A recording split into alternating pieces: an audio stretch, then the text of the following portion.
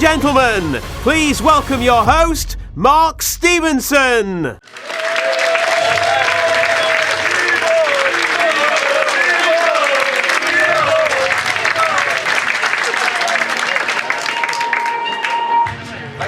Thank you, ladies and gentlemen. Thank you. Great to see you all here tonight in the 1861 suite, and welcome again to the One Call Stadium.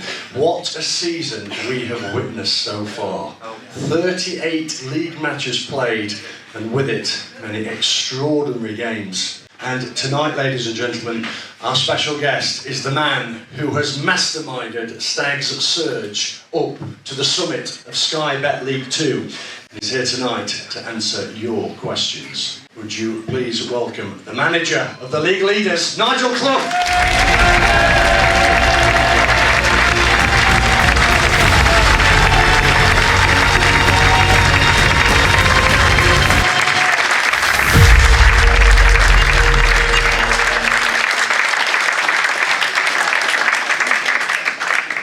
That over-the-top welcome again, Stephen. It's all part of the show.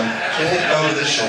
Don't you worry about that. How are you? Yeah, not bad. Good day's training session? Yes, yeah. We didn't have too many because there's a few got niggles and knocks and everything, so I think there was a dozen outfield training this morning. That was all.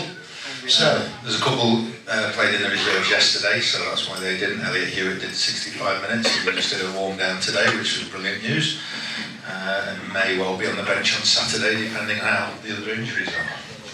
8 games to go as the promotion race hots up. It's been a memorable season in so many ways. Let's hear it from your own words. It has been, but unless we get over the line in the last 8 games, it'll be worth absolutely nothing. Seriously, it's been a brilliant season, but we've got to get over the line, and 8 games to do it in. Some special moments, ladies and gentlemen, hasn't there been so far this season? Let's have a look back at the best bits, some of them so far. In the darkest night, I saw your eyes, a sense of threat that I can't forget. I wanna know who you are. This what I need to know. So take my hand and let our fears go. Take me to your jungle, where the rain is warm and the birds fly. Take me to your kingdom. Yeah, take me to the, yeah, take me to the. Take me to your jungle, where the rain is warm and the birds fly. Take me to your kingdom. Yeah, take me to the jungle, jungle.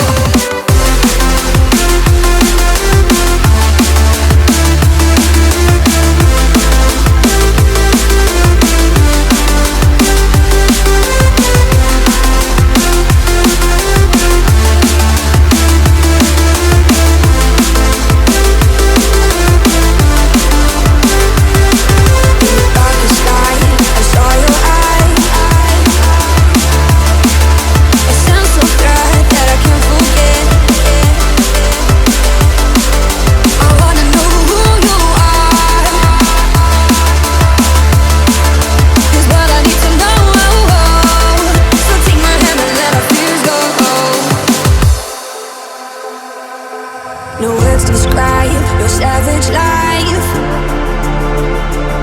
Ooh, let's give it a go like our purpose shows. I wanna know who you are. This what I need to know. So take my hand and let our fears go. Take me to your jungle, where the rain is warm and the birds fly. Take me to your kingdom. Yeah, take me to the, yeah, take me to the.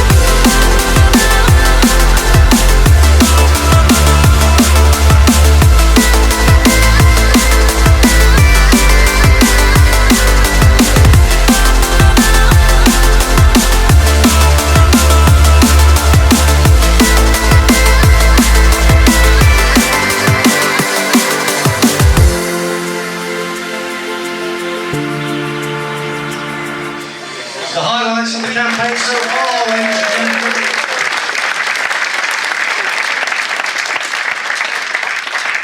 I think we could get in trouble for the Bradford one because Quinny, I think the FA are introducing a new rule, an inappropriate celebration. I think the Irish jig is frowned upon these days. A couple of things stand out. Lewis Reed's goal at Doncaster, the header in early on in the clips. Why is that significant? Because he scored more headers this season than he did in Flint. Which, if you've got a bet on that after 38 games, you've got some odds.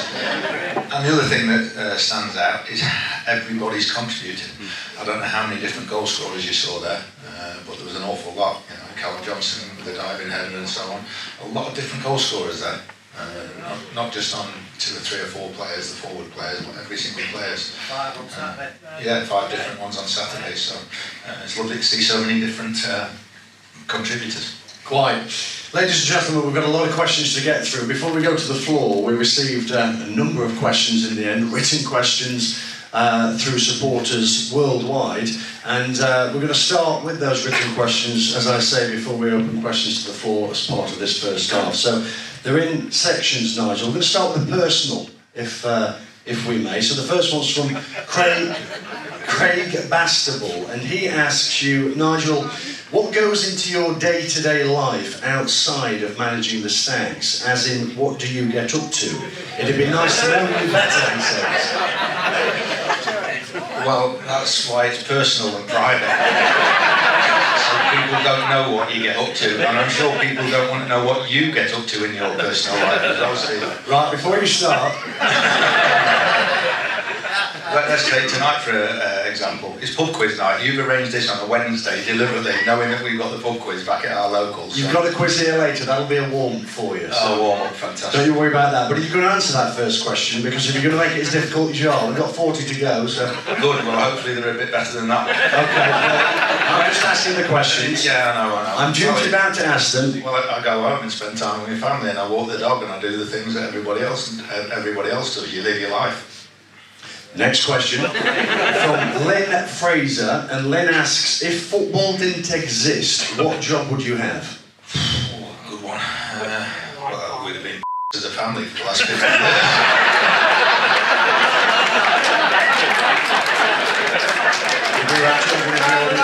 Sorry, we've been in trouble as a family. That's all we've known for 50 odd years, so I'm not quite sure. I mean, my dad would have been 89 tomorrow, and he started in football when he was 17 or 18, so that's 70 years ago, so I don't know what the hell we'd do. Well, he always liked cricket, so that was his first love, cricket, so I suppose we'd have possibly gone into cricket or something like that. And if we'd have been in the States, we'd have possibly played baseball. Anything, any sport, really. But cricket would have probably been a substitute. Andrea King from Newcastle upon Tyne asks you, are your children looking at a career in football? Hopefully not. They're hopefully more intelligent than that. Although my son does coach. He's a coach with Burton's Academy, and he does under 12s and works with the under 18s as well. So there's a chance that he really enjoys working with the youngsters.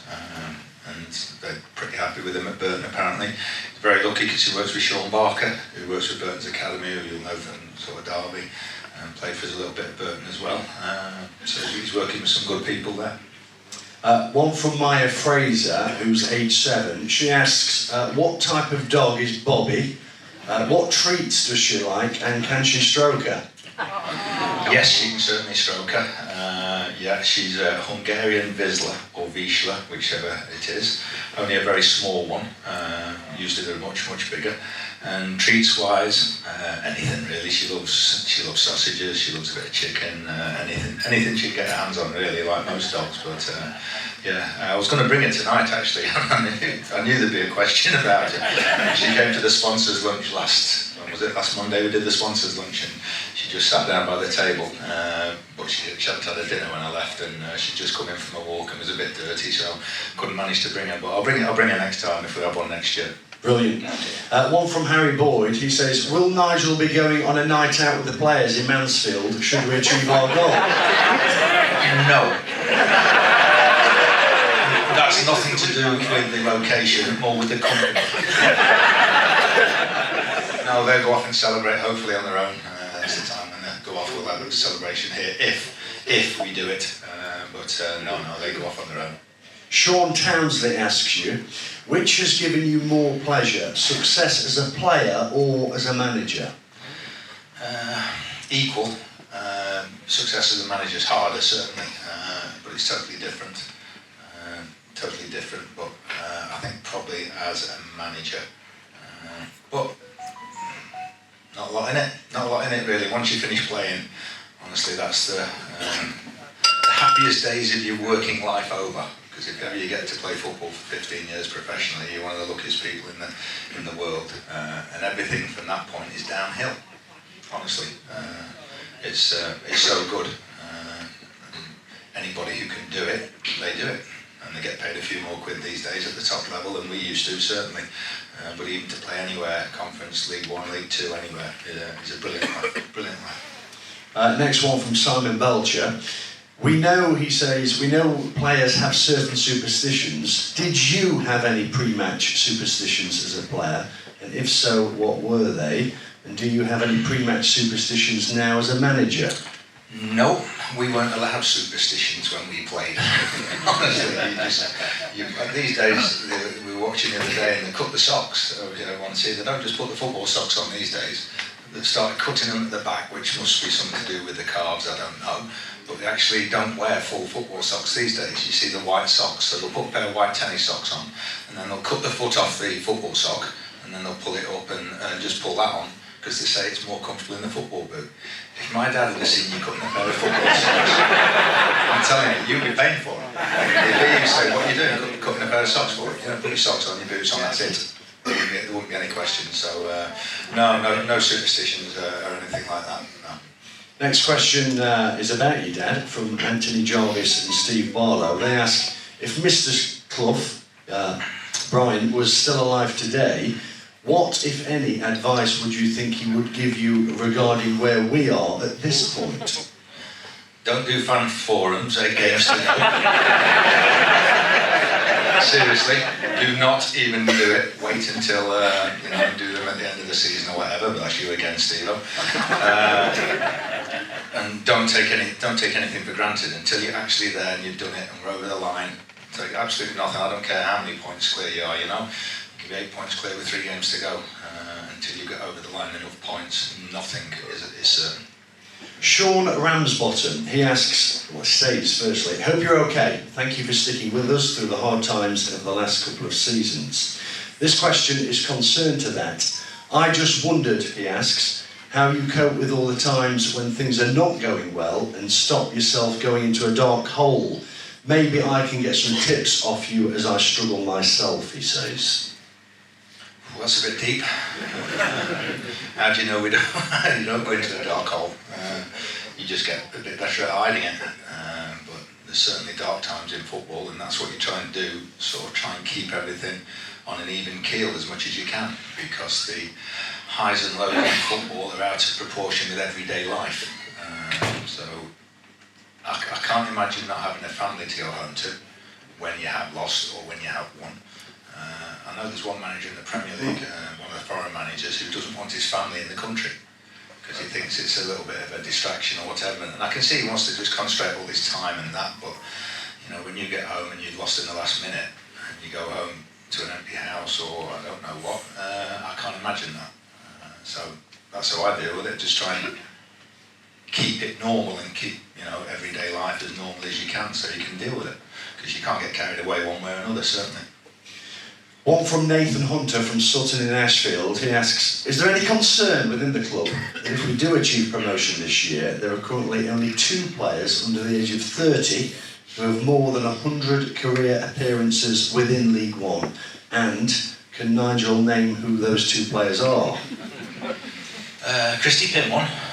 Not according to the gentleman. All right, he's under 30, Christy. I think he is, isn't he? I thought he might have 100 games. Lewis Reed. He's one.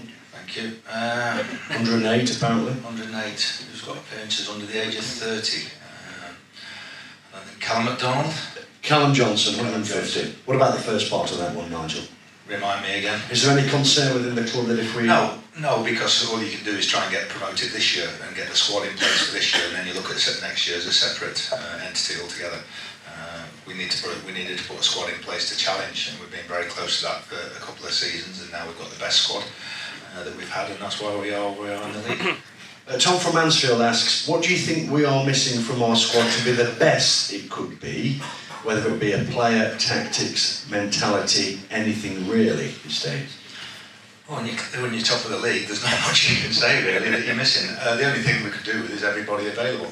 I think to lose Alfie Kilgore and to lose Rhys Oates in this season, as well as Elliot Hewitt from last season, to get 3 players who arguably would say are in your starting 11, to lose those to long-term injuries is very, very unfortunate. So we could have had a bit more luck with injuries than the last few seasons, certainly last season, because ultimately that's what cost us. You look at the form of Louis Reed at the moment, and he got injured within a couple of games of coming in last January, and what we missed out by 1 goal. You're not telling me if he hadn't been fit, we wouldn't have made 1 goal up, and even other injuries as well. So just trying to keep everybody fit. I don't think over 3 years, I think we've had a fair share, a fair run with injuries. I really don't.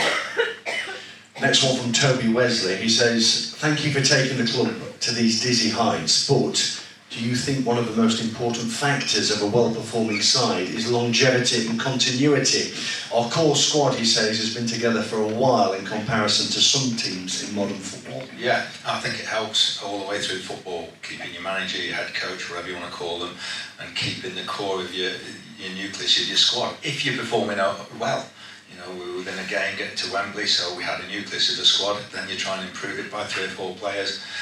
Have a very injury-hit season, miss out by 1 goal, then you try and improve it again. And I think each season we've just improved it by 3 or 4 players, even in January or whatever. And that's why we've got the squad that we've got now. David Jacks. So recruitment is huge, honestly. Say the most important job of managers is picking the team.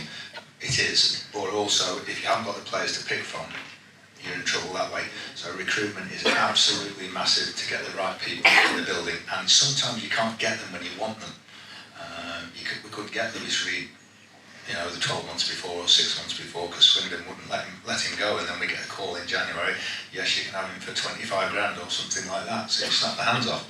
We brought Anthony Hartigan, who did really well initially, then did his shoulder twice. So you just gradually just improve each time you sign a player, hopefully. And that's one of the things obviously that people don't see. Simon and Gary are out doing between 40 and 50,000 miles a year for the 9 months of the season, watching players at all levels. Going to 2-3 leagues down below the conference, all the way up to the championship or whatever, just in case you might get the odd one from there. So the recruitment is absolutely massive. Next one from David Jacks from Shirebrook Stags. He says the Leeds manager says he doesn't look at the league table till they've played 42 games. How often do you look at the table, and how do you keep the players focused? I don't really look at it. I'm a bit like that. I don't think there's much point at this stage, even with 38 games gone. I can see that because until you do get over that 40 game mark, then you can really narrow it down and say, well, we need this or we need that. 8 games to go, we don't know how many points we need. So, and I think the players, they focus themselves. They have to. We keep giving them little reminders. But if they're not focused now after 38 the cup games, nearly 45 games this season, they never will be. And if they don't realise what's at stake and how close we are, but I think they do. But the other side of that is we don't want to get nervous. We want to go and play like we did on Saturday. We want to play relaxed, and we want to play as though there's almost nothing at stake. Don't get heads up and don't get tight and nervous. Next couple of questions. In the past, you have been a believer in not changing a winning team. At the moment, you regularly change several players. Can you explain your thinking for doing this? And similarly, how hard is each match day to pick a team with so much talent? From Alan Broughton and Daniel Patrick, respectively. It's a nice problem to have, I think, especially in the midfield area. Back four, to a certain degree, has picked itself for large parts, because we haven't had too many options there. But the midfield's the area, I think, where when you've got as good a midfielders as we've got, it's difficult. We pick first of all, one priority when we pick the team to win the game, nothing else. and then we look at who's fresh, who's ready for a game, who's played 3 or 4 in the last week or 10 days, and then we sort of who's at risk of injury, things like that. That comes into our thinking after that. But the first thing we do is what team can we put on the pitch to win the game? Nothing else. That's the priority. And it doesn't always work. Obviously, you get things wrong, but that's the bottom line. David Hall from Mansfield. Have you ever had an argument with John or Carolyn? No. I can honestly say that, no. We don't have, we have regular contact and everything, certainly on board meetings and everything, but with living abroad at the moment, I think it's wonderful that they don't feel the need to be in contact every week. I think it's great if they're happy with everything, how we're running the club. I think that's a big thing. And the one person we've just been talking about before we came on was David Sharp, who's been massively missed, and you might not realise that because the team's going so well. He put so many things in place over the 3 years he was here, the foundations. That's why one of the reasons we are where we are, because of the work that he did. I'm going to praise you. This next question is quite long. Josh Priestley from Kirkby and Ashfield. Don't go on too long on this one. Can I just get your real thoughts on the officials in the league? And if, like me, do you think there is some kind of agenda which means we end up getting these, at times, absolutely ludicrous decisions going against us these days? I feel like in certain games it's too obviously all going in one direction, and it can't just be down to a poor official on the day. If this was the case, he says, they would be poor for both teams, but this never seems to be the case in my opinion. How many more FA charges do you want us to have this season? I think we've had a few occasions this season where it's fallen very much below the standard, but I think the vast majority of what we had have been pretty good. And I actually feel sorry for them, honestly. I really feel sorry for them because they're being asked to referee in a way that I don't think they want to. And I think they're being asked to by the powers that be above them, whoever the head of referees is these days at the FL or whatever, and they're not refereeing the game for the priority, which is the players. That's the first part. That's who they should be refereeing the game for. And then it's for supporters, coaches, managers or whatever. But they're having to do things, and you wouldn't believe the number of times referees say to us, I've got no choice. If I don't do that, the man in the stand's going to mark me down and then I don't get promoted and so on. So they're actually going into a game thinking more about the man in the stand who's marking them than they are refereeing the game for the players. And that has to change at all levels, And all VAR has done at the highest level is really just show that even when they're sitting in a studio with no crowd pressure, they can look at every single angle, slow it down, anything they want. They still don't know what they're looking at times, and they still make the wrong decision. So they need some help, and the referees associations are so resistant to ex-players and so on, people from football coming in and playing a part in their development. And that's the biggest problem. The worst we've had by far this season was one at Wimbledon. We lost the game at the last minute, but his decisions went a long way to us losing that game. We're going to move on to a section on players now, ladies and gentlemen. Michael from Sutton in Ashfield and Dave Slack from Bawtry ask a similar one. Which player or players have impressed you the most this season? You can't pick any, we've just seen the goals where everybody's contributing, so everybody's played a part, some a little bit more than others, but every single person has contributed. George Williams, up until the last sort of 6 weeks, had hardly played for us at Knox and just couldn't get in because the back four had the best defensive record in the league. And then all of a sudden he gets in and he plays a few games and does really well. So it's everybody, you can't pick one out, and I tell you what, when you've got to pick your player of the year in a few weeks' time, I feel sorry for you because there must be about 12, 15 players in that who could be in contention. So it's going to be very difficult for you as well, picking a player of the year, I would have thought. Question about Lewis Brunt from Ollie Toon, and he asks, is Lewis Brunt in question for a permanent move if we get promoted? He's got a year left at Leicester, so we're very much in Leicester's hands. But we've been very pleased with how he's done. I think he's at the stage, if we don't get promoted, he definitely wouldn't stay because he wants to play in League One, at least. But it's what he's done with us, how much interest has he attracted from maybe the lower Championship as well. So I think Leicester will go up into the Premier League, so that should help us in some ways because he probably won't then get near their first team squad.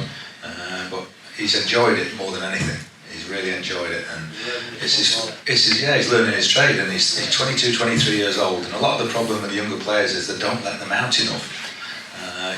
For him to be playing in under 21 or under 23 football, whatever it is, would not help him develop. And I spoke to him a few weeks ago, actually, or a couple of months ago, and they have a loans manager at Leicester called Robert Huth. You remember the ex-player who played at Middlesbrough, Leicester and everything. So he comes to watch him now and again the games, but normally the loans managers will come and see the training ground and come and see the player, the coach and manager and say, how's he doing, everything all right, and so on, that sort of thing. So we haven't seen him, and I said, I presume he just goes around watching the players and making sure that the lads out on loan at Leicester are all okay and being looked after. He went, no. I said, what, he doesn't go around and check on the lads? He said, no, I'm the only one out on loan. So that's a hell of a good job. I think I might go for that one next. Loans manager with one loan, with one player out on loan. Rob from Chesterfield, he asks. Sorry. No, Lewis obviously has done very well, and we would pursue it if we could in the summer, without a doubt. Back to our friend from Chesterfield. We haven't got any friends in Chesterfield.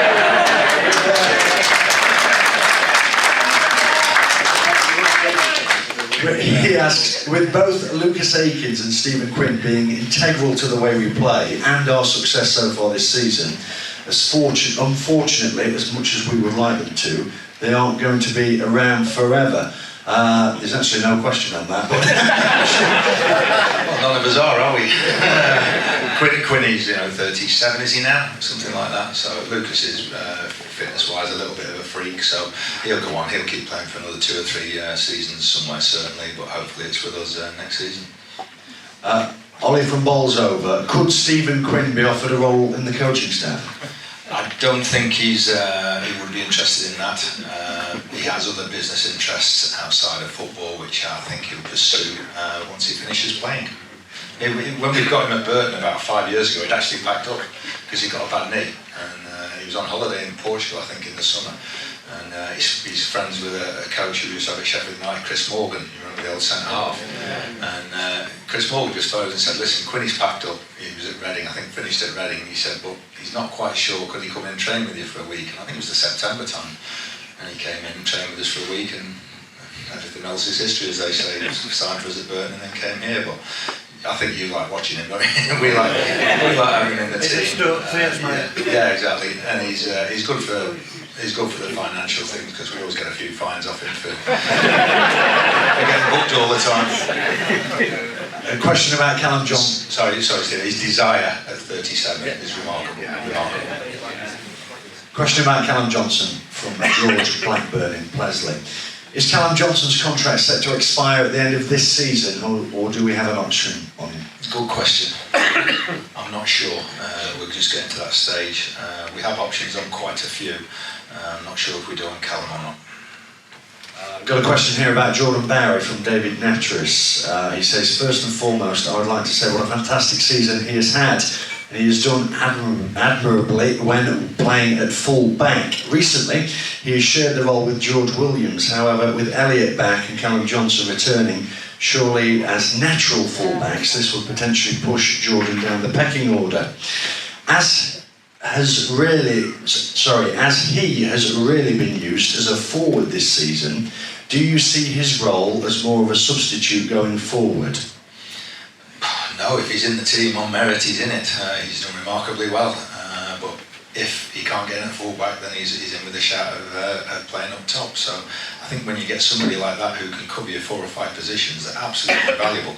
And we know that with the injuries that we've had, he can fill in anywhere at any time. So, and I think Jordan understands that at 32, 33 years old, and I think he's very happy with that. And we are in negotiations with Jordan to extend his stay for next season as well. Yeah, please.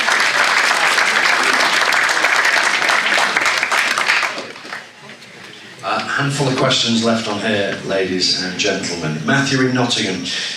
If we do get promoted to League One, does Nigel believe the squad as it is now would be able to compete in League One, and also what areas would need strengthening? No. I think we would certainly need to strengthen as good as the squad is. It's a level up. with some very, very good teams, especially towards the top of the league. So we haven't gone into too much detail, and we won't be until a few weeks' time, hopefully. But I would envisage us adding 6 or 7 players to the current squad. Got a few questions in various positions. The one area that we wouldn't be looking to change is the goalkeeping department. Christie's under contract. Hopefully Scott Flinders is going to stay as number 2. Very happy with Owen Mason, who's out on loan at Wexford at the moment. Signed a young goalkeeper who's playing in the academy called Anthony, who's away actually on international duty at the moment. So we're very, very happy with those 4 at the moment. Alan Roberts and Kevin Summers asked, what is the situation with your contract which you signed at the end of last season? Will you be staying with or without promotion? I can't remember. I think when we did it with David Sharp, I think it was that if we get promoted then another year kicks in. If we don't get promoted then the contract's up, because we worked on the premise that you would probably want somebody else to have a go if we've had 3.5 years.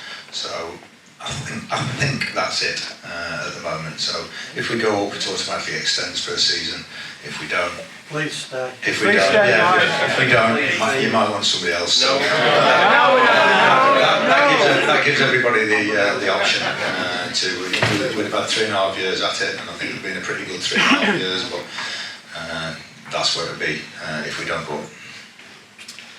We thought that was the fairest way of doing it for everybody, for the club and everybody. Final 2 questions. Dave Slack from Bawtry. Why do we never seem to leave a player up when the opposition has a corner? I've seen other teams do this with 1, 2 or even 3 players, which then mitigates the amount of defenders that are in the penalty area. We do it so we bring everybody back so we can break at teams, because we're pretty good at that. And we don't want it too sparse in the penalty area, because I think, like you saw the first goal against Bradford on Saturday, they were left 2-on-2 at the back with Flinty and Bailey Cargill, and they like it when there's not too many bodies there. So the more bodies in and around the penalty area, first of all, we think it's more difficult to score when we're facing a corner or a free kick. And then we've got players like Will Swan and Davis who can't break, and we want to suck them in a little bit and try and catch them on the break. But we think that's the best way. You've got to defend the corner. That's the first priority, is what's the best way to defend that, and then we look at other options from there. But when you're facing a corner, especially in League 2, you have to deal with it, because some big lads, and wait until you see Colchester on Saturday, they've got some big lads, and they'll be slinging the ball in from everywhere, corners, throw-ins, free kicks, everything. You have to deal with that, so more bodies sometimes deal with it. And it's all right saying, all right, if we leave 3 up, they might have to leave 3, but we'll still send the big lads in. So that's the thing. I think we've got a reasonable record of defending set plays. I think going back in years, do you remember when Arsene Wenger started it, didn't he, with the breaking? And they used to love it when the opposition had a corner, because all they used to do was break at everybody. And it was Aston Villa, I think they played at Aston Villa. Graham Taylor was the manager at the time. And Graham Taylor, Arsenal took everybody back, and he still left 3 back. I think they're doing 0-0, and Arsene Wenger said they don't even put everybody in for corners. He said, well, what do you want me to do? Stupid, put everybody in so you can break at it. Final question before we open them up to the floor. This is the best season in years for attendances, which are massively on the up. How do you think the Stags fans have impacted on the players' form? That's from Daniel Patrick. Oh, huge. Home and away, absolutely massive. The times when we'd been, I think Swindon even last week or the week before, when we're 3-2 up and we've got 8 minutes. How did they find 8 minutes in that game? Did they? Never seemed to find that when we were chasing it. Got 8 minutes, and then we just, as the board went up, 8 minutes, and then the crowd started, and you wouldn't believe the lift it gives you as a player and as a manager and everything when you hear the crowd really get behind you. When we're scoring 9 goals at home, everybody's fantastic. We need you more when it's a little bit 2-2 at home or whatever, or we're hanging on for a 1-goal lead. That's when you can really make the difference. Thank you, Nigel. Over to you guys.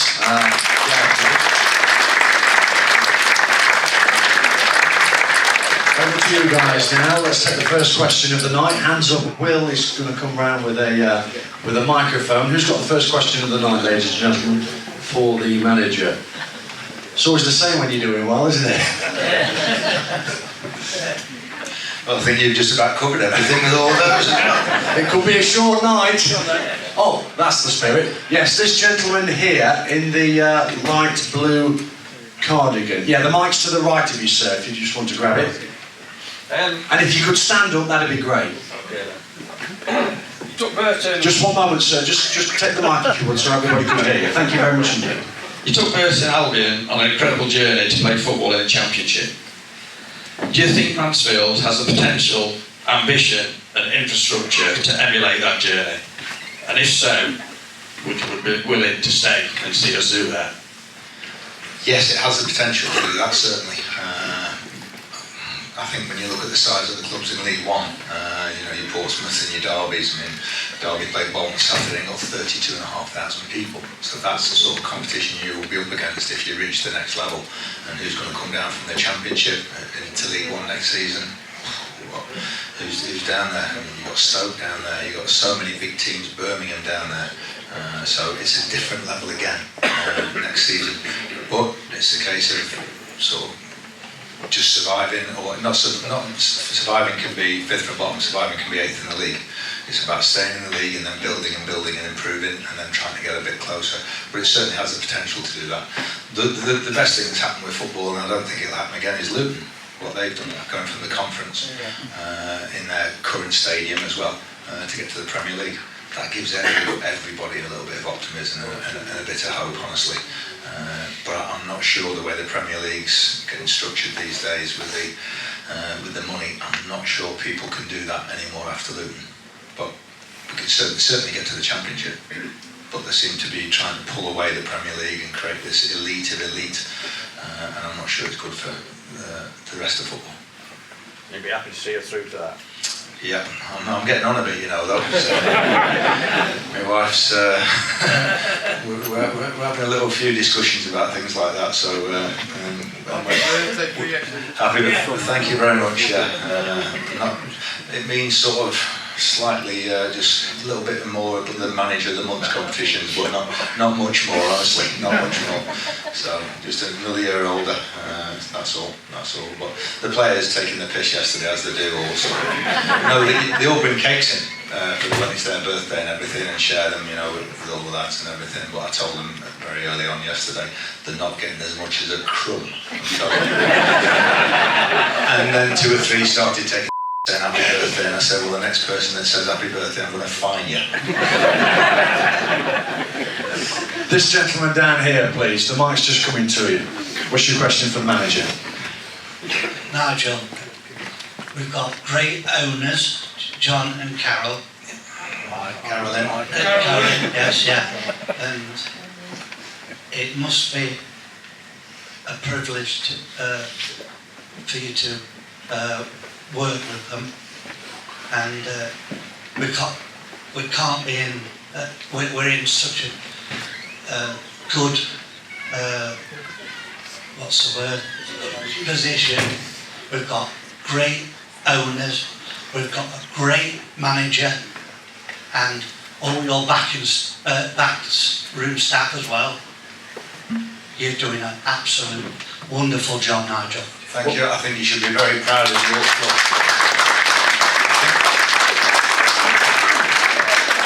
I think you should be very proud of your club, because it is your club as well. The condition it's in, and in the second half we're going to get Coops up from the academy as well, and you'll hear about some of the good things that they're doing all the way through. We're talking about from the 7 and 8 year olds all the way through to the first team and everything. Your club's in a pretty good condition at the moment, and it's all the only thing that makes it is people. It's people, nothing else. You make it being supporters, and then the staff and everything, and the players, they make it. We try and put a team on the pitch that you're proud of and that you identify with. And I think that's the last 2-3 seasons. I think everything's just got closer and closer. I think the bond between everybody in the club and the supporters has got closer. I don't think that got any more evident than Saturday at Bradford. Well, I was a ball boy from 7 years of age, Fieldman, so I've been a fan since then. good. I hope everybody's enjoying what they're watching, enjoying. It's good times in football. In football, you get so many ups and downs or whatever. As a supporter, you stick with your club. You've got to enjoy the times when things are going well. You've got to enjoy them. You did say, Nigel. Okay, can we just pause the private conversations? You can have them later. We need to get through some questions. That was to everybody. That wasn't. Yeah, I know. Yeah, but this gentleman just. We'll come to this gentleman. Have you got a question for the manager? Yes. Okay, let's have the mic onto this gentleman with the tile. You did say about a year, 2 years ago, that it takes 3 seasons for a good manager to get the team he wants. Have you got that team now to get us the promotion we want? Bear in mind we are on top at league, 4 points clear, 12 goal difference. We will do it this season. Well, we're going to try. We're going to try, but yeah, the squad's the best it's been, certainly. And I think the fact that we only brought one player in January, Tom Nichols, that if Rhys Oates had been fit, we wouldn't have brought anybody in probably. So we've been very happy with the squad all along, and we think it's good enough. We hope it's good. It has been for 38 games, and then a few cup games as well. So it's just a matter of keeping it going. Right, thank you very much. Gentleman at the back with his hand up in the blue T-shirt. What's your question for the manager? Hi Nigel. You come across as very calm, collective, in your interviews after games and whatnot. But are you strict with the players? Are you calm and collective with them, or are you strict? We have our moments. We pride ourselves on having a pretty disciplined side. The only mandatory fine we have is for dissent, which, to be fair, most of them are okay, as Stephen Quinn makes up around 90. But yeah, we expect certain things. If you look through the league tables throughout the leagues, I will guarantee you that the best disciplined sides are the ones that are up there in all leagues, and it's always been the case. Very rarely will you get an ill-disciplined team that are towards the top of the league. It's one of the things that we try and instill in the players. Don't give free kicks away as well, because any dummy at this level can put the ball in your 6-yard box. Make them do more than that, give a free kick away, a silly free kick away. And I think as you get better players, if you're winning, that certainly helps in terms of discipline as well. But I think we're getting okay. We try and be fair with them. More than anything, we're fair with them. We ask certain things of them. We try not to ask them to do things they can't do. And then everybody can get a foot in, everybody can get a challenge in. Not everyone can tackle like Ollie Clark, but everyone can get a little foot in or something and try and stop the opposition, not as well as him. Okay, let's move round to this side of the room. We don't want to neglect anybody. Yeah, we'll come to this side very shortly. Gentleman at the back in the green top. Yeah. Hi Nigel, congratulations on a cracking season so far. Personal question, because my favourite player, Luke Sakins, was obviously a couple of weeks ago jeered by the home fans when he was substituted. As a manager, when you see your player getting jeered off by supposedly home fans, A, how does it make you feel, and B, what's the effect on Lucas? Lucas is okay with things like that. He's been around long enough to know that he's going to get that reaction now and again, but I think the vast majority of supporters think he's done unbelievably well for the 2 seasons or whatever he's been here. So Lucas is strong enough to deal with stuff like that. It's not ideal, and it's not what you want to see from the home supporters, but unfortunately that's part of football these days. Sadly, thank you Nigel, good luck for the rest of the season. Thank you. Thank you. A sort of a show of hands down here. Yeah, we'll come right down here if we can. And yeah, the gentleman at the back, I think he's got a yellow top on. Yeah, third from the back. Yeah, that's the gentleman. Evening, Nigel. Evening. 2 questions. First question is, all the decisions you've made this season, if you could change one of them and do something different, what would you do? I put Flinty back centre half at Swindon. We were trying to win the game, and I thought that's where he was getting up front, see if he could win a header, and instead we conceded in the last minute, so I should have moved him back. Thank you. Second question, have you got a spare Wrexham ticket? It's funny know, I've ordered some to buy because my kids want to go, but apart from that, I don't think there's many of those going around, I'm afraid. You'll have to watch it on TV. Thank you. Okay, we'll keep it this block here. Yeah, gentleman in the white and Alan. Sorry, Steve, it's incredible, isn't it, that a League Two club, you know, what do we get, 1,100? You know, we took 2.5 to Bradford, 3 odd to Notts County. That, you know, if Wrexham gave us 3,000 tickets, I think we'd sell them. Probably more. Probably more, which is great for a League Two side. Evening, Nigel. Have you identified any other personnel, you know, for going into League One and further?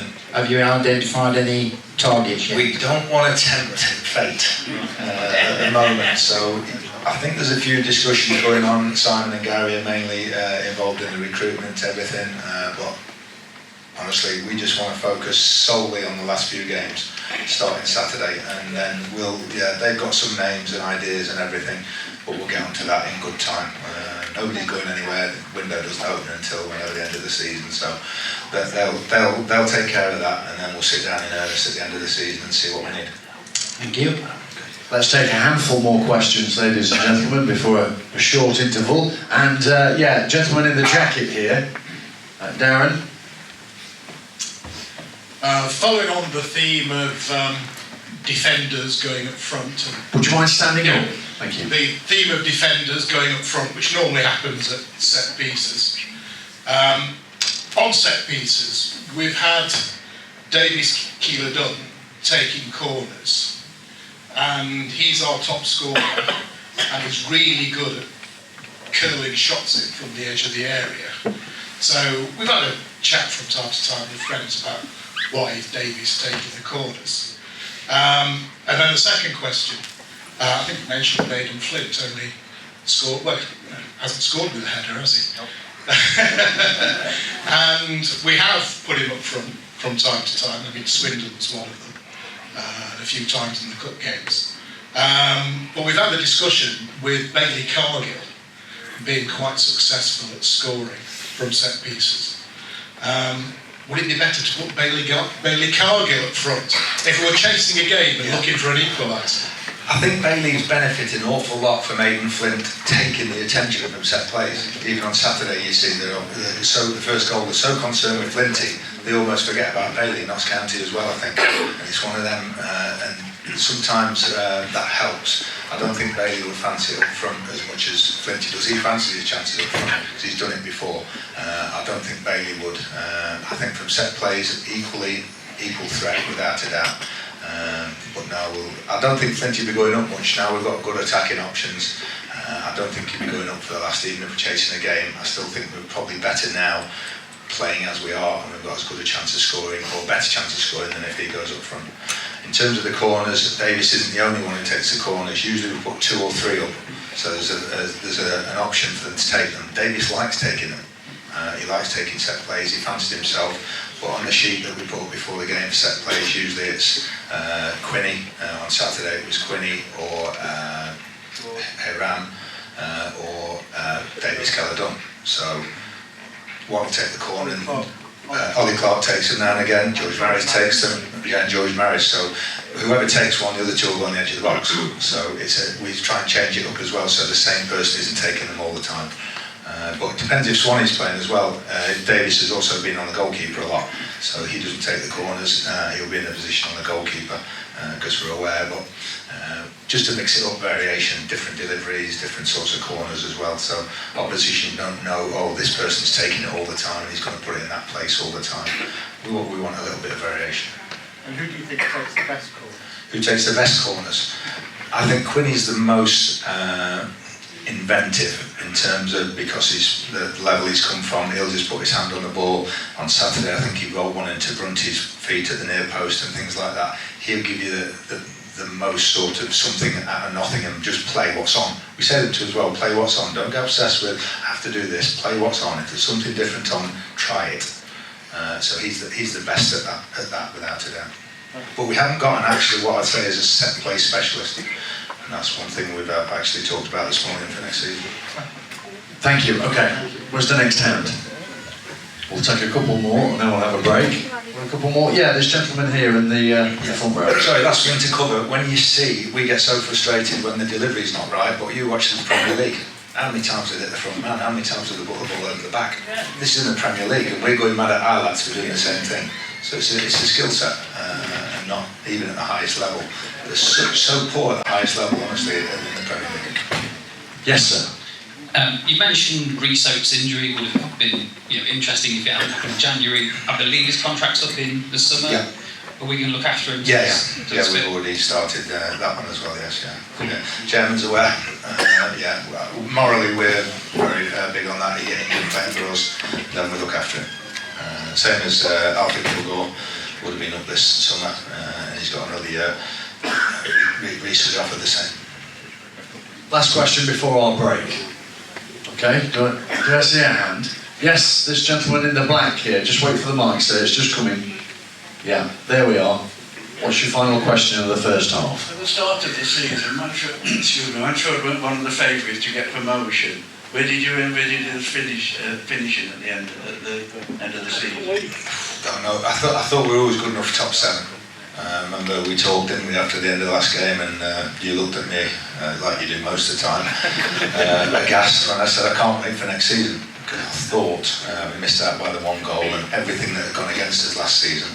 If just half as much goes our way, I thought we'd be in with a chance.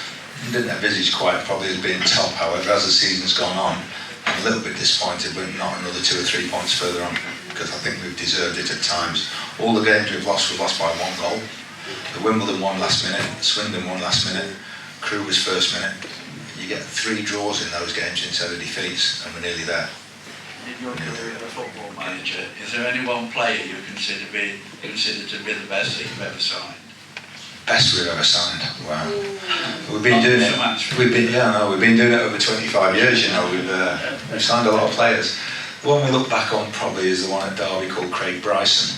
Who's a midfielder at Derby who we got from Kilmarnock. He ended up playing 300-400 games, I think, for Derby. He was absolutely brilliant. He was probably as good as any in terms of what we got out of him as well. He just retired last summer, played back up in Scotland, but he was a very, very good midfielder. I think we paid 450,000 for him, which in the Championship's nothing. And Simon went to see him first, played for Kilmarnock, and this is how it works. So he gets the first trip up to Scotland. He said a couple of weeks ago we had 2 games to go to. Sorry, Steve, and he said there's 2 games on the Tuesday night. He said I'm going to Queen's Park v Wraith Rovers, Queen's Park v Arbroath to play at Hampden Park. So he said I'm going to Hampden. He said, which was a very strange experience with 1,000 people in it. He said the other one we've got to watch is Southend v Altrincham. Gary was somewhere else. I said, well, I'll go to Southend. I'm not going to Queen's Park. So I've been at Kilmarnock. He's seen this lad. Gary then goes up and comes back, and they both said, listen, he's worth seeing. So I drove up after training to Kilmarnock when we were at Derby, and I can't remember they were playing somebody at home. And after 20 minutes, it was we just sign the lad, just sign him. And if I hadn't driven all that way, I'd have gone home after 20 minutes. But he was one of them that we were all absolutely sold on. And sometimes there's a lot of discussion and division and not sure about him. But Craig Bryson was the one I think at Derby everybody was absolutely certain about. Thank you. Ladies and gentlemen, we have Richard Cooper, the Academy Manager, joining us in the second half. But for now, thank you for your questions. We're going to have a 10 to 15 minute break, and we'll see you very shortly. Thank you. Okay, ladies and gentlemen, before we kicked off here tonight at half time, Dean and the SSA gang came around with some raffle tickets. There's 3 prizes. So, Gaffer, could you come and draw some numbers out of the drum, please? Well, get back up again. If you can put your hand in there and pull out the first winning number, which is this is for the Legends badge. The Legends badge. Okay, so let's have a look at the first winning number. 156. Pink 156. Who's got pink 156? Yes, this gentleman. Come on, stand up, sir. Come and collect your Legends badge. Brilliant. Well done. And if you just go over to the SSA table there, they'll sort you out. Yeah, we believe you. Yeah, head down there, sir. Head down there with our compliments. Come on, we've got a lot to get through. That's it. Right, next one, please. This is a super scarf. A scarf, so something quite rare. Stag scarf, and it's 565. That looks like brownie orange. 565, brownie orange. And it's Darren who's got it. Big hand for Darren. You got the scarf. Yeah, all the way down to the SSA table, Darren. Thank you very much indeed. And this is a very good price. Signed Stag shirt. So, leaving the best to last. Okay, let's have this. What's the winning number? It's brownie orange again. 575. 575. Who's got 575? Brownie orange. Do I see a hand? Yeah, the lady here. It's Josette. Well done, Josette. Brilliant. Fantastic. Thank you very much indeed. Ladies and gentlemen, we now have a short cheque presentation, so if we could invite the members of the SSA onto the stage, that'd be great. This is from the Stag Supporters Association, and Chris is behind the camera there, so if we could just come to the front of the stage. And these are the monies that have been donated to the club for the canopies outside Sandy's Bar and Kitchen. A great amount, ladies and gentlemen, raised by the SSA members. Okay, looking at Chris.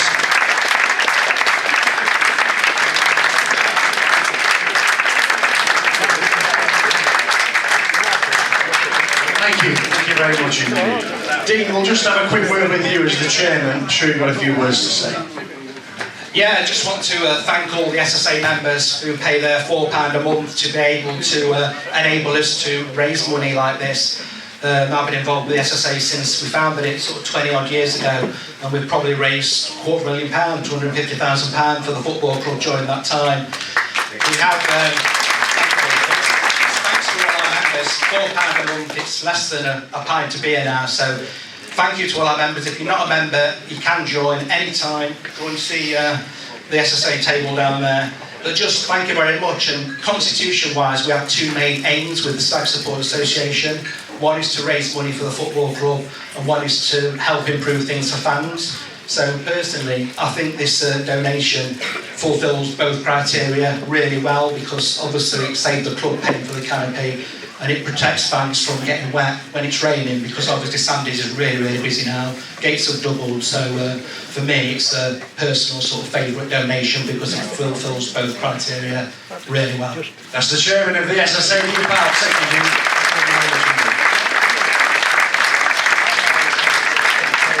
Ladies and gentlemen, along with the manager, you may have seen that we have another special guest with us tonight, a man who's become part of the furniture here at the One Call Stadium. He's fulfilled numerous jobs: first team coach, assistant manager, caretaker manager, under-21s manager, and now the academy manager. Would you welcome Richard Cooper?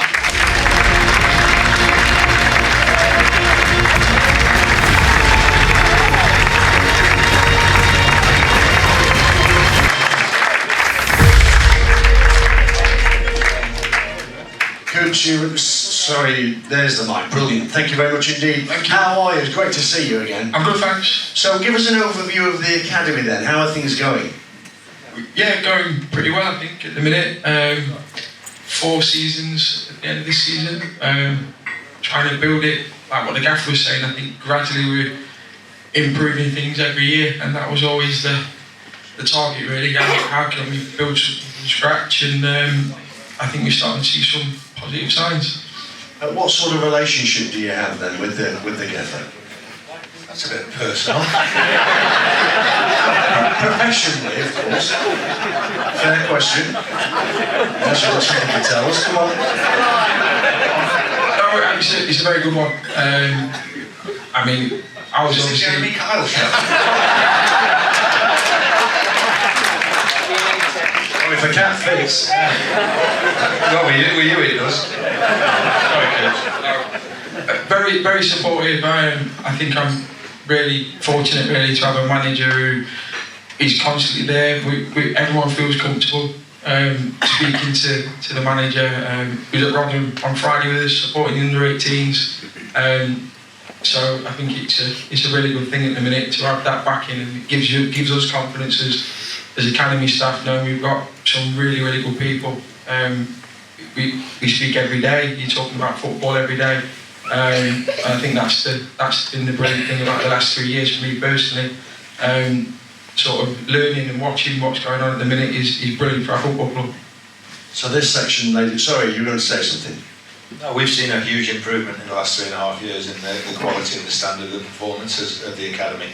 We don't see the younger age groups below 16, but the under 18s have vastly improved, and Coops has now set up a little squad of first year pros. So you invest a lot in players from sort of 8 to 16, and then a lot of the times they get to 18 and you don't give them a professional contract. And we sat down and said, well, maybe we should give them an extra year or two and see if they can develop. So I think we took 4 or 5 last year, and hopefully there's going to be another 4 or 5 this year to sort of form another little squad as well, which is a big departure for a League One club. It's a big expense.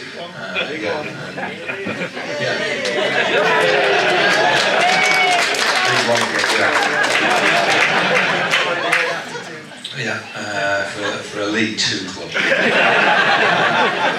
a big expense. But hopefully then that will give the lads an extra year or two to see if they can develop, because it's a lot to ask an 18-year-old to step into the first team, and they must have that little sort of bridge in between to see if they can make it. Got some questions that have been sent in for both of you. The first one from TJ. He says, we haven't seen many youth team players come through the ranks in a while. Will they be more involved in pre-season or early next season? We always are. We always include the youngsters in the pre-season games, especially where you're putting out sort of 2 different teams for 45 minutes each. But this season we had to have a bigger first team squad because of the injuries that we've had in the last couple of seasons. And there's not many youngsters playing at the top of League Two. If you look at the Wrexhams and the Stockports and the MK Dons, there's not many under-20s playing in those sorts of teams. And it's almost incompatible to play a team of youngsters or with 2 or 3 youngsters in if you want to achieve or be in that top 2 or 3. So that's the main reason. It's got nothing to do with the standard of the players. As I say, we've seen a huge improvement. But it's a bit too much to ask. Down the line, give it another 1 or 2, 3 years or whatever, because that's the sort of time it does take to develop players. We did the same at Derby when we went in. The whole academy got revamped with Darren Wassell, and I believe they've just sold a player in January, probably the last one that sold that. And it's the only thing that kept them afloat for 5 years was the number of young players that they sold, and the ones that came through into the first team, Jeff Hendrick and Will Hughes and Mason Bennett and so on. It was all because of what was put in place by Darren Wassell with the academy, but it took 5 years before any players started coming through, and that's the sort of timescale that we're looking at. So we're fortunate that the owners realise that as well, and say, yeah, it is an expense. And they could say a lot of teams have scrapped the academies, haven't they? There's a few B teams or these different teams with different ways of doing it. I agree with the gaffer. I think we're trying to build the gap.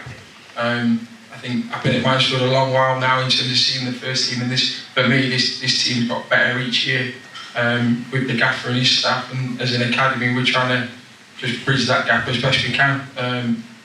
I think we have got some good young players. We're proud of what they're doing. These lads out on loan at the minute who are really benefiting from playing men's football, and we've got a couple of lads sort of still in the building who we feel are definitely improving. Thank you. There's a similar question but a slight nuance. Simon Wilson asks, we have a fantastic setup at RH Academy. For the long term, what do we need to change to get more players progressing through the system into the first team? Again, I think it comes with that time.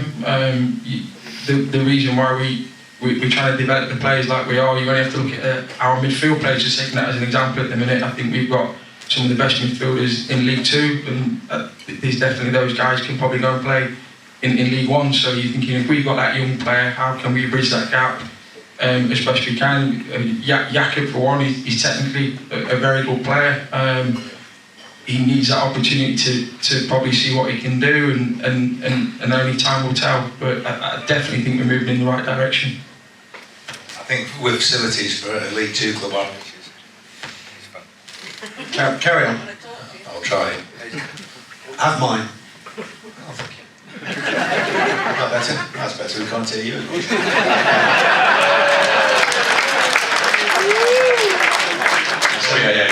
We've talked a couple of things about, trying to get a sort of match pitch up there for the under-18s, so they play every single match on grass. They train on the artificial, which is fine, but for match days, hopefully we can try and get them a pitch good enough, and then the reserves, we had a reserve game there yesterday afternoon to get one pitch good enough for the development. So little things like that, just a couple of little tweaks that we need to do, hopefully in the future.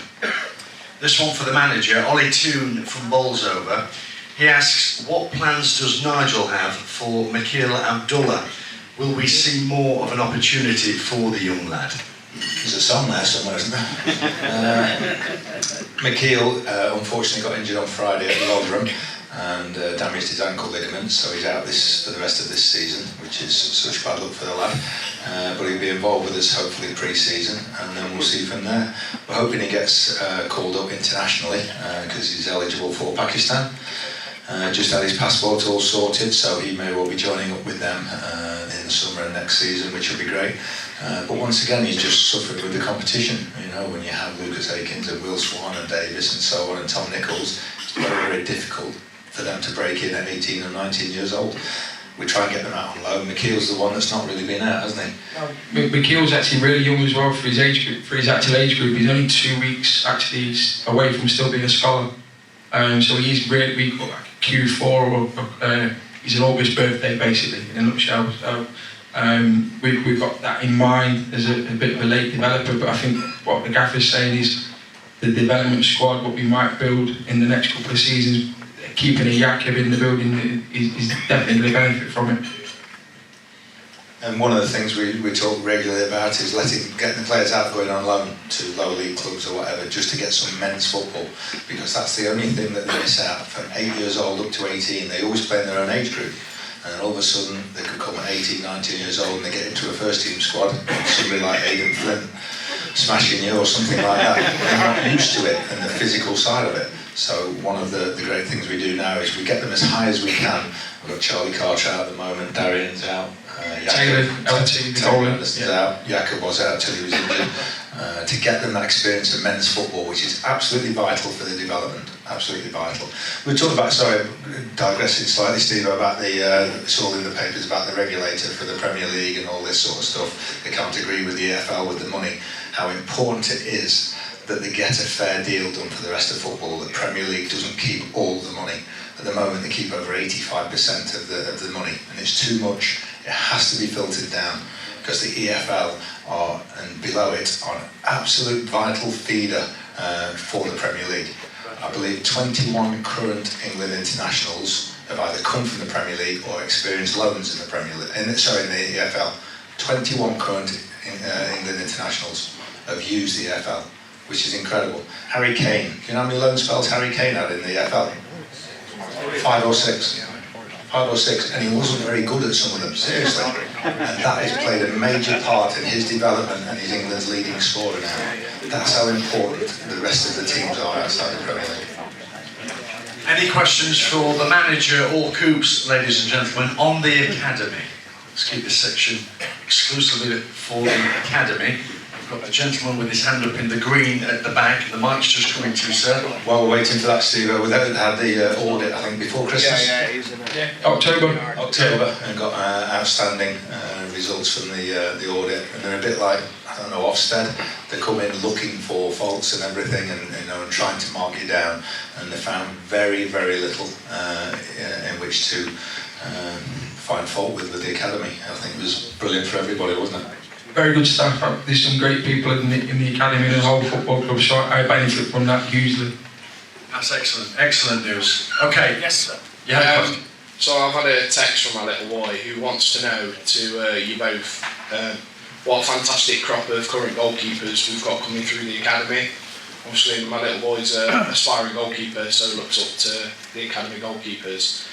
Question for you is, Nigel, and I'll apologise now, he wants to know how close is Owen Mason to getting that number 2 shirt from Scotty?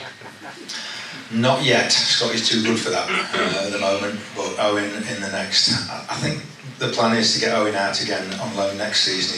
He's in Ireland at the moment, which is good because he plays during the summer then. We'll bring him back then for pre-season at the end of sort of maybe July sometime, and then assess things from there. But the best thing goalkeepers can do is just go and play and get experience. And the good thing with goalkeepers is it doesn't really matter the level, because they're still sort of having to do the job. If you send a young striker out, there's no point in sending him out somewhere that's launching the ball and he's not going to get a kick. Goalkeepers still have the same job to do. So Owen just needs to play football. But we see him long term, him and Anthony has been vying for the first team spot within a few years. Andrew, thank you. Great, okay, yeah, this young man here with the red top on, he has a question. If you could just stand up, that'd be fantastic. What do you think about Louis Turner? Will he be in the first team squad anytime soon? I don't think so. He's out on loan at the moment, but because we've got such good goalkeepers. Louis is a very, very competent goalkeeper himself, but we think the others might be slightly better. But we'll take a view on that in the summer. But he's just got a lot of good competition around. Finn Flanagan, a young midfielder in the development group. You know, he's got Ollie Clark, he's got Stephen Quinn, he's got George Maris, he's got Rambo, he's got Lewis Reed. He's got those sorts of people ahead of him, and he's doing very well indeed. But he's got to get up to that standard, which will take a year or two. I mean, I agree with the gentleman the last question on the goal. We focused on the goalkeeping quite a bit within the academy. Adam Collin does a great job from sort of under nines all the way through in terms of the focus of it. I think we are benefiting from that. Our first sale, remember when David Sharp set me the challenge, or the academy the challenge of try and sell a player. It was a goalkeeper. Freddie Marsden went to Leicester City. He's a local Selston boy. Miller Shaw, season ticket holder at the Stags. He's in the England under 15 development squad already. So there is a lot of work actually going on, specifically with the GKs, and Adam and Fard do an absolutely tremendous job with that. Thank you. Okay, let's have a next hand. We're just having a rummage there, so yeah, gentleman down here in the jacket. Gentleman in the jacket down here. Just wait for the mic if you would, just for the audience online. Thank you. George Cooper, Richard. I mean, he's played 80 games in National League North, so I think he's got a lot of experience at that level. But he hasn't been out on loan this season. Is that because we needed to keep him in the squad? Because we have to have a certain number of homegrown players in the squad? Yeah. Next season might be a little bit different in terms of the numbers we have to play with, but Coops and Owen were probably caught up in that. They were the two this year. We've had Jason Law previously, who's probably been a really strong sort of squad player from that point of view, from an academy perspective. And George's had a few injuries unfortunately this year as well, but I think the 80 games that he has done already in the Conference North with Kettering, I think George is in a place where he had 45 minutes yesterday in the game against Lincoln. He's going to hopefully get back to full fitness. I'm sure he'll have some takers that will take George. He's probably one of our first youth when we set the academy back up. When Mike Whitlow was still with us, Coops was probably he's our oldest academy player now. He's left in the bush, but yeah, we've got a lot of time, and hopefully Coops can have a good season next season. Fortunately, Diana alerted us, who's here tonight, to the fact that you need one homegrown player has to be on your squad list. Doesn't have to be in your 18, but it has to be registered with you. Can't be out on loan. And the only two that fulfilled that criteria were Owen and George Cooper. So we promised Owen he could go out in the first half of the season and George Cooper in the second half. But we were going to let them both out until we knew, and then I think Owen was absolutely desperate to go out on loan, so I think he paid George Cooper a few quid to stay. something like that. But George will go out next year, hopefully. Yeah, thank you. Thank you very much. Okay, who's got a question for Coops or the gaffer? Academy related. Let's see a hand over here. Coops is with us as long as we have questions. So, we got any more? Yeah, we've got a hand there, sir. Hand there. So if we can just get the microphone round to the gentleman in the blue and white top. The microphone's coming. He's doing some miles. He's doing some miles tonight with that mic. Okay, what's your question, sir, and who's it to? Nigel, can we take you down the memory lane a bit? What kind of thing did you have to do when you were an apprentice that there's no way now could the academy players do? I could answer that if ever I was an apprentice, but I wasn't.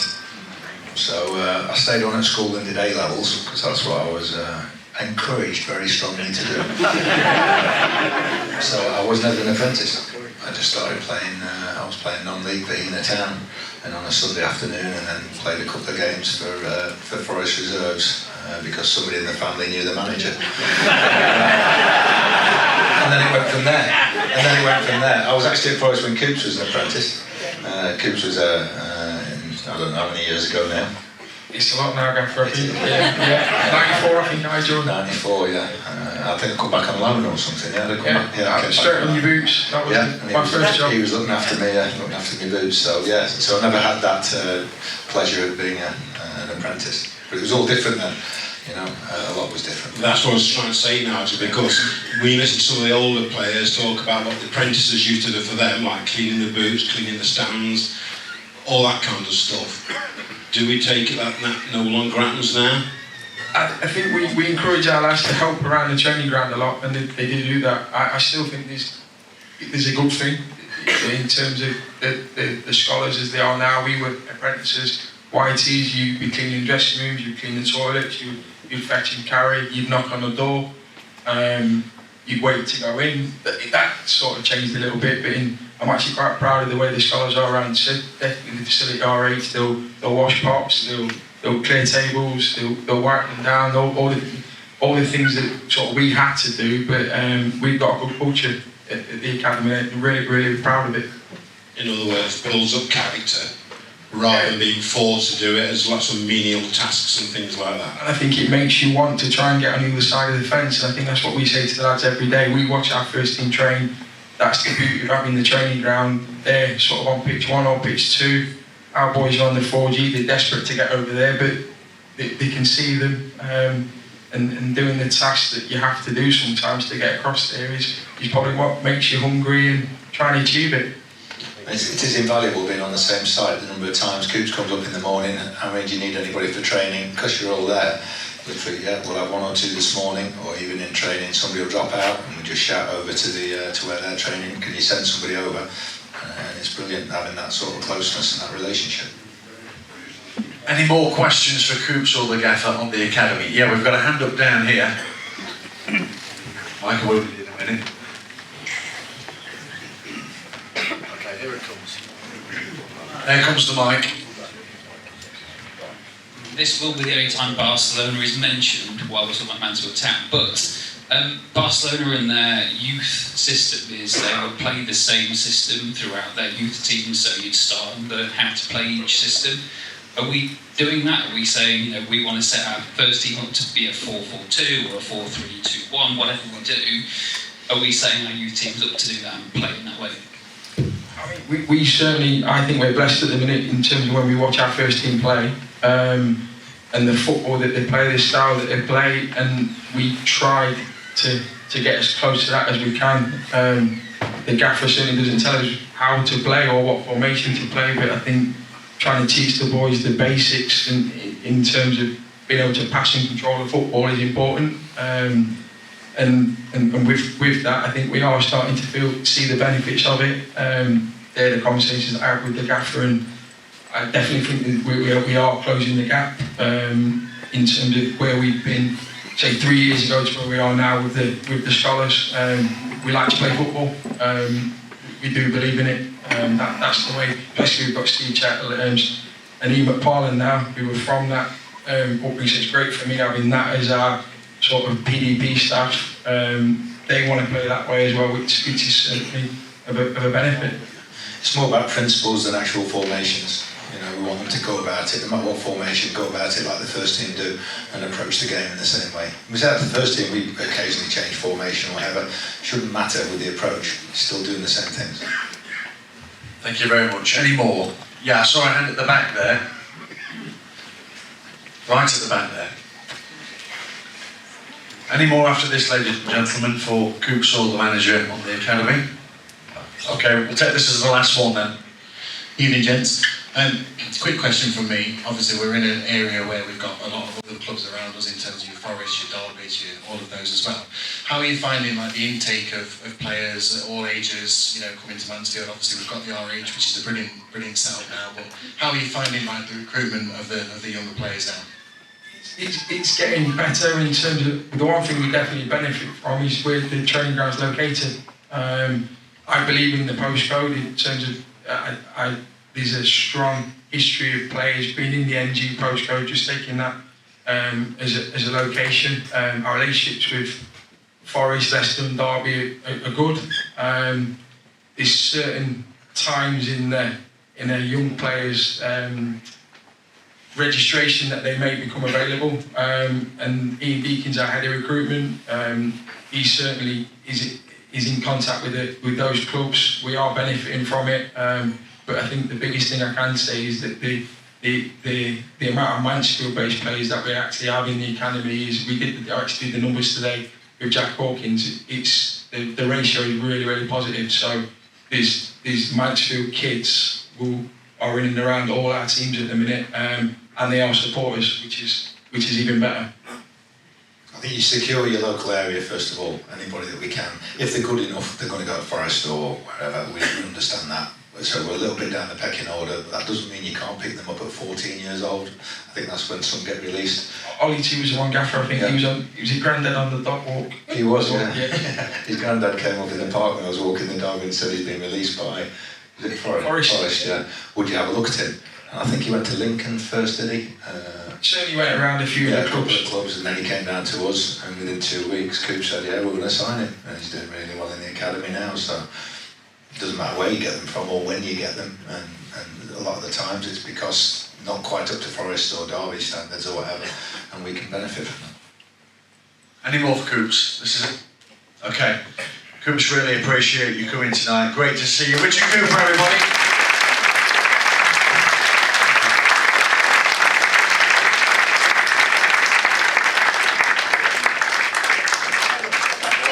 Ladies and gentlemen, we are going to ask for some final questions for the manager to wrap it up here tonight from the floor. So, do we have any questions for the gaffer? Was there a hand down here? Yes, this young man down here has got a question. If you could stand up, that'd be brilliant, just for the camera. Thank you. Which player has made the most progress this season? Ooh, who's improved the most? Let's have a little think about that. Difficult. I think Will Swan, probably, because he did so well last season, and then to have a dip as he did in the first half of the season, I think to come back as he has done since January, I think him really, because a lot of young players, they have to go through this sort of dip in form where they're not playing very well. Everything was great for him last season. He was coming off the bench scoring goals when he started, and for the first 3 months he'll tell you he wasn't very good and he didn't feel right, and then in training he kept doing the right things, kept working, and we kept faith with him, and now he's come through it, which is very important for a young player with little experience, because next time he has a little dip in form, he knows then what to do to get out of it again, and he'll get out of it a bit quicker than hopefully 3 or 4 months. So probably Will Swan, just because he's what he's gone through from brilliant last season, dipped at the start of the season, and then he's come back again. Thank you very much for that. Yeah. Any other hands? Any other hands? And you should bear it in mind when you see young players on the pitch that they are young and they are inexperienced, and they can have dips in form. It's not lack of effort or anything; they're just inexperienced at times. Okay. Any more? No. For now, let's thank the manager, Nigel Clough.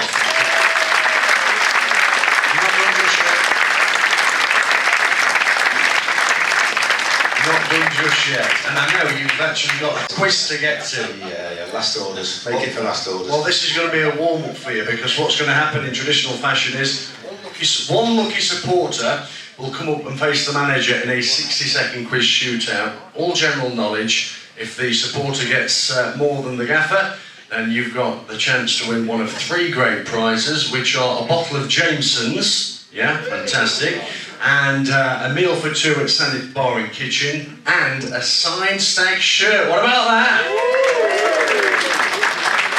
And if the gaffer gets more, they go back in the club shop.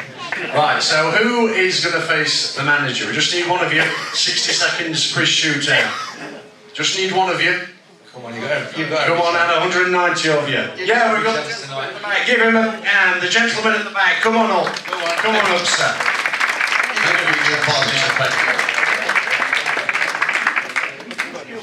Thank you very much. Come on. Nice to see you. Just come onto the stage. This is the man. Just face the camera. What's your name? Where do you come from? I'm Steve, and born and bred Mansfield. Fantastic, Steve. Steve, just take a seat on. Take a seat on there. Who's going first? You're going first. And the choice, like the chase, A or B? No, sorry, it's not in the script. Okay, let's get 60 seconds on the clock. Oh, we're going, are we? You ready? Yeah. In the 1966 World Cup final, what was the final score when England beat Germany? 4-2. Correct. In British royalty, what relation is Prince Harry to Prince George?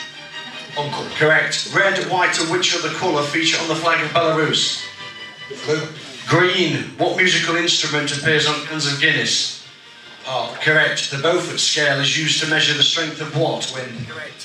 Correct. In the USA, what A is the formal title for a lawyer? Attorney. Correct. Correct. Which famous singer was nicknamed the chairman of the board? Pass. Frank Sinatra. What is the only missing vowel in the word mayonnaise?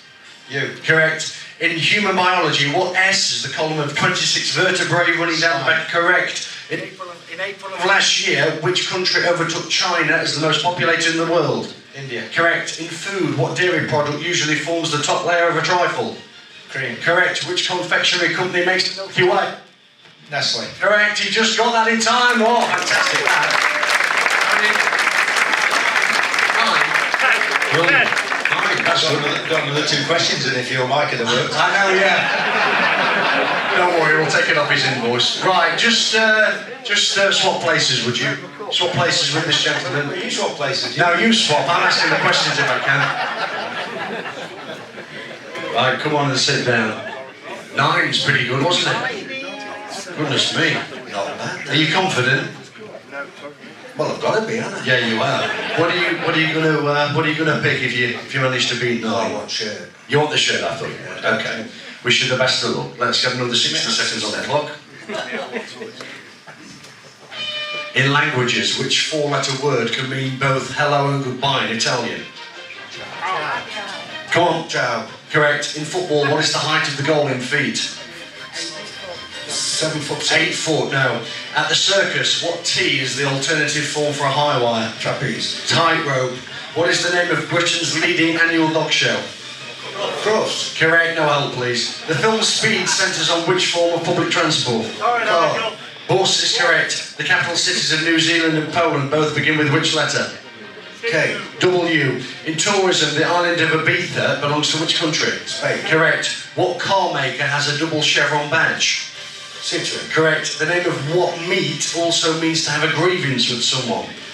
Beef. Correct. Which word for an aquatic dog? The phrase 3 strikes and you're out originates from which sport? Baseball. Correct. In pool, what colour is the 8 ball? Play. That's correct. What did he get? 8. 8. Oh. Yeah, I did. Well, I'll give you another. If you get this, you go for the tie. Don't look at the answers. In South America, which mountain range divides Chile from Argentina? Andes. Correct. That's a tie. Whoa! I didn't ask it right. Okay, here's the tiebreaker. No, we've got to do it fairly. It's in our constitution. Right, here is the tiebreaker. There is a slight advantage to you, Gaffer. The tiebreaker is this. How many goals have the Stags scored in Sky Bet League 2 so far this season? Nearest 2.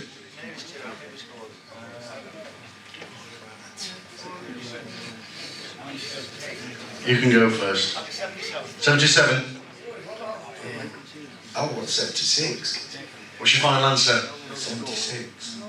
It was 78. The gaffer's beat him. Oh, it was tight. It was tight.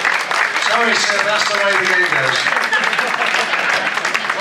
I'm only kidding. We'll give you a bottle of whiskey. Should we give her a bottle of whiskey? Yeah. You don't drink? All right, sit back down then. Okay, sorry about that. Do you want the Sandy's voucher? Do you want a voucher downstairs? There's non-alcoholic drinks downstairs, you'll be fine there. Yeah, here we go. Give them a big hand, ladies and gentlemen.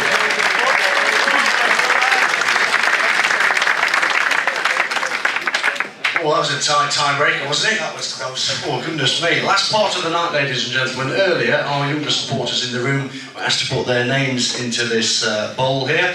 One lucky supporter is going to be called up and the manager is going to ask a question related to Mansfield. If you get it right, you can win either a signed shirt, might be a bit big for you, but you can have it framed, or the bottle of whiskey. No, we can't do that. Or there's a Castor goodie bag, so who knows what's in there. Okay, so the gaffer, put your hand in there and pick out a name. Who are we calling on? No. I can't read it. Is it Jackson Armstrong? Someone Armstrong? Who is it? Is that you? Yeah, give him some encouragement. Nice to see you. Come and stand over here. Come and stand over here. What was your name again? Jack. Jackson Armstrong. Jackson. Good to have you, Jackson. So the gaffer's going to ask you a question. If you get it right, you can have your pick of the prizes. It's two parts. Who did we play on the opening day of the season away from home, and who is the last game of the season away from home? Okay, have a think about it. Just have a think about it. Tell us when you've got an answer. Okay, no help there. So you're not on the stage, keep it quiet. Crew. And? Barrow. Who? Barrow. Barrow, who's got it? Right, got that.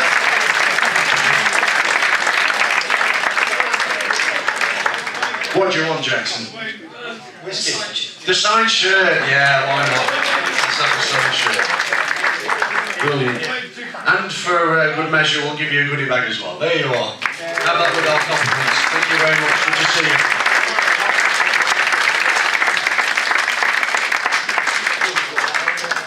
Thanks for coming out as ever. I know you've got a quiz on later, but really appreciate it. Don't worry about it. Don't worry about it. Thank you. It's always a pleasure to spend time with you. You know. You don't mean that. You're right, I don't mean it. Thank you, right, nobody. Certainly not you. Ladies and gentlemen, yeah, quieting down, we're nearly there. Ladies and gentlemen, really appreciate you coming. Thanks for filling this 1861 suite this evening as part of a really fantastic campaign so far with 8 matches to go. But let's leave the manager with the final word. Oh, yeah. That's a bit of payback, isn't it? As always, thank you for your support, not just tonight, but all the way through the last three odd years. We're going to try everything we can not to let you down the last 8 games. That's the most important thing now. We just want to see it through, and 3.5 years hard work by everybody will be made worthwhile if we can do it. No guarantees. Gentleman just came up and said, irrespective, he said, whether we go up or not, he said, I really enjoy watching the team at the moment. And that ultimately is the most important thing. When you come and pay your hard-earned money, I want you to go away thinking, I like watching that team. And we can't guarantee we're going to win every week. We can't guarantee we're going to get promoted. But come and support us and come and watch us, and we'll try and pay you back.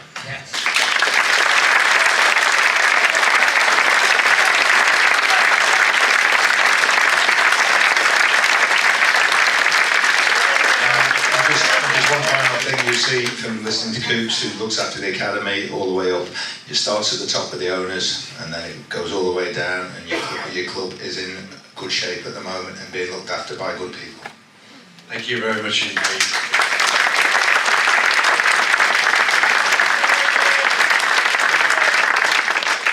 My thanks to Coops, Nigel, you for turning up, and everybody else who's put so much into tonight. Ladies and gentlemen, great to see you as always. And now good night.